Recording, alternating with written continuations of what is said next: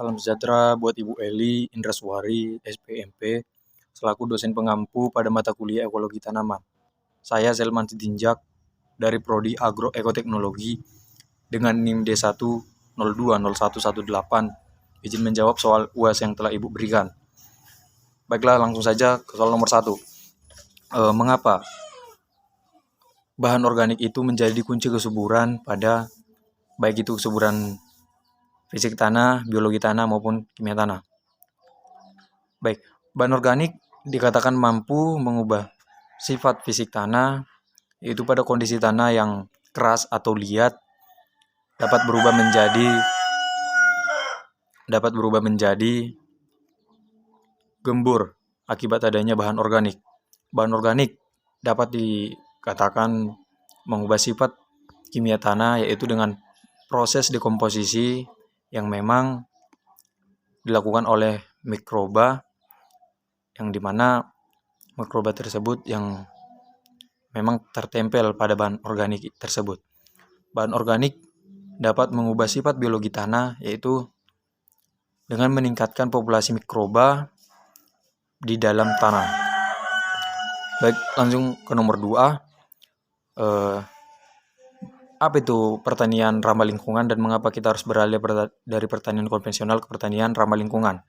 Nah, di mana saya akan menjelaskan pertanian ramah lingkungan itu yaitu sistem pertanian berkelanjutan yang bertujuan untuk meningkatkan produktivitas tinggi, tentunya untuk mengurangi atau meminimalisasi penggunaan pupuk anorganik, perbaikan biota tanah, dan pengendalian organisme pengganggu tanaman.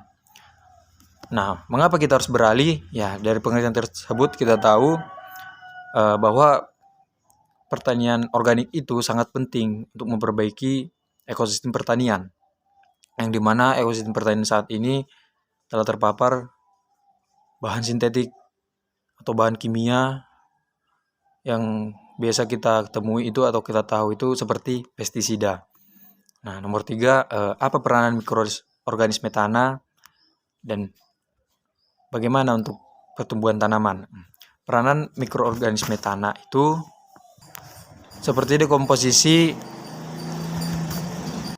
bahan organik yang telah mati, yang dimana seperti kita temui di alam-alam yang tidak ada menguburkannya, seperti makhluk hidup, hewan ataupun tumbuhan.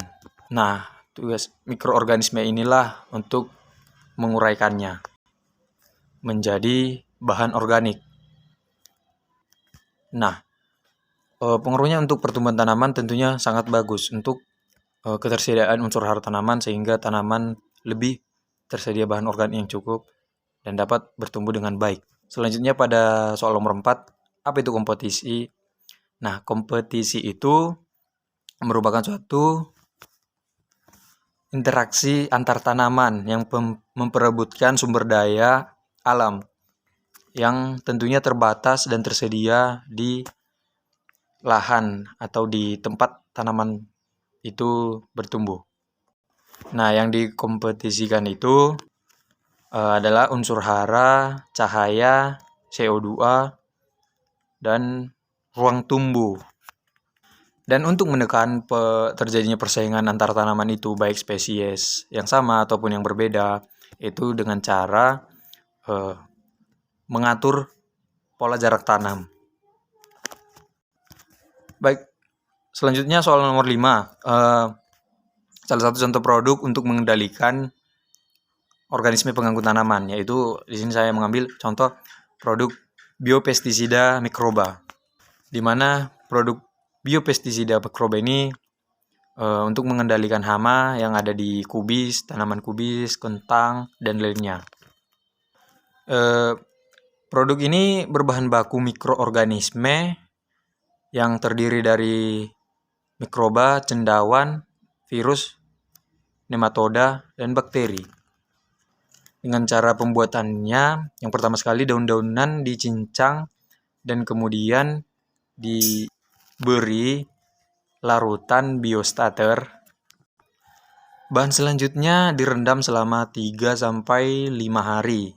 Dan pada saat perendaman itu harus ditutup dengan plastik. Cara pengaplikasiannya, pestisida diberikan atau pemberian pestisida dilakukan pada pagi hari sebelum matahari terik atau sore hari pada pukul 15 atau 15 ke atas. Untuk penggunaan pestisida ini sangat dianjurkan atau himbaukan jangan pada saat cuaca mendung atau hujan. Baik, terima kasih. Sekian untuk jawaban saya, Bu. Semoga dapat diterima. Terima kasih.